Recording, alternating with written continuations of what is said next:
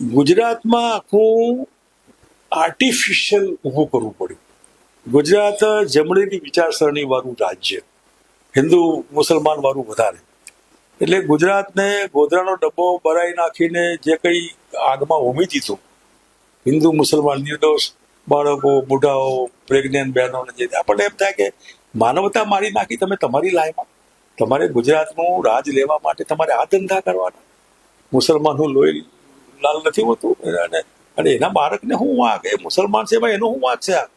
પણ તમે સત્તા કબજે કરવા માટે આટલી હદ સુધી આવું બિલો સ્ટેન્ડર્ડ, બિલો ધ બેલ્ટ જેને કહેવાય એવું રાજકારણ, અને એ રાજકારણમાં પછી માર્કેટિંગ માર્કેટિંગ માર્કેટિંગ માર્કેટિંગ જે મોટું માર્કેટિંગ કે બાપુને મુખ્યમંત્રી ન બનાવવા માટે કેશુભાઈ ગાડી પડે.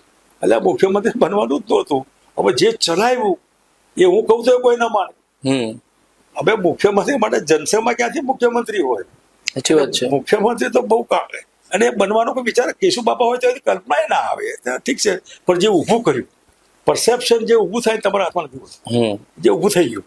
એટલે એવા ઠેકાણે જે ગુજરાતનું રાજકારણ પછી માર્કેટિંગમાં, રોજ છાપામાં જાહેરાતો, ટીવીમાં જાહેરાતો, પબ્લિકના પૈસા, બિન ઉત્પાદક જાહેરાતો, બધી એ ક્રેઝ, માર્કેટિંગનો ક્રેઝનો પૂરો ઉપયોગ ગુજરાતના બીજેપીએ કર્યો. અને એમાં જે કંઈ માર્કેટિંગ થયું એમાં બધા જ પ્રકારનું માર્કેટિંગ, ખરાબમાં ખરાબ જે કહી શકાય, એના પરિણામે પછી બીજેપીની બહુમતી અને કોંગ્રેસની લઘુમતી. અને એ તૂટે નહીં એના માટે સતત મારો ચલાવવાનો. અત્યારે બી તમે જો તો રોજ છાપામાં એક જાહેરાત હોય, પણ આના માટે હોય 1 કરોડ કરતા વધારે, બધા 10 છાપા, 10 કરોડ તો છાપામાં, મીડિયા વાળા હોય તો એના 50 કરોડ એના, કરોડો રૂપિયાની, આખા દેશમાં કરોડો રૂપિયાની બિન ઉત્પાદક જાહેરાતો, પણ બાપને દિવાળી.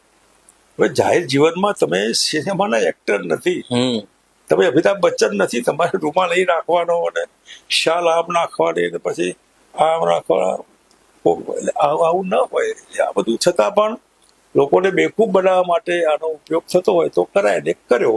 અને આજે મોડી ખબર પડી, પણ ધીરે ધીરે લોકોને ખબર પડી કે આ બધો ફ્લોપ શો છે.